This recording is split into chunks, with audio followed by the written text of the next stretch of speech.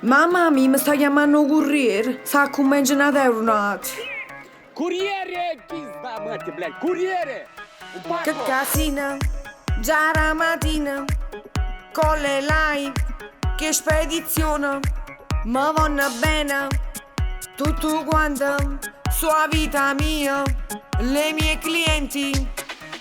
Ma c'è sta una cosa che io proprio non sopporto, che le che fanno l'ordine e pagano alla porta. Dimmi quando arriva, che ti prepari sordo, e dopo un poco corriere a Luca. Stella! T'hanno mannato una tua paccareta, ricenna perdonna, ma chi l'è molto nonna. C'era capitata che stessa signora, che stia terza voto. I venesso fino sotto a casa, povere si è vero, ho una scusa. Facci zoccolo, tu sta sovietta, povere si veramente, ti non ho mezzo lietta. Ma te spastriata, custi paccareta, ma te spastriata, uffa! Uffanno per dispietta, tutte sti gelose, come fa perdere il tempo. Ma non mi fanno niente, perché io sono una stella, che non ci studio mai. Voi siete cattivi, e state chi ne vuoi.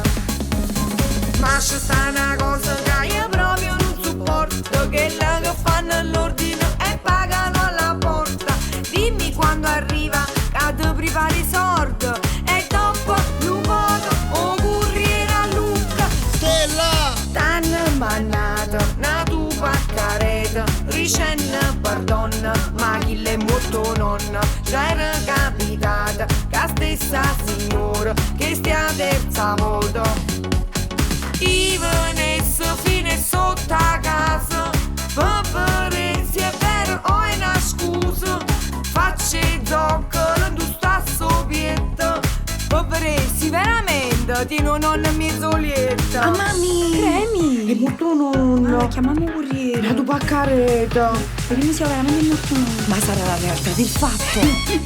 Ma buona.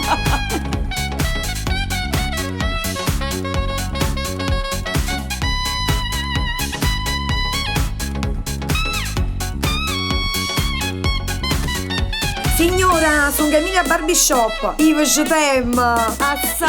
Io adesso fino sotto a casa, povere si è vero, ho una scusa.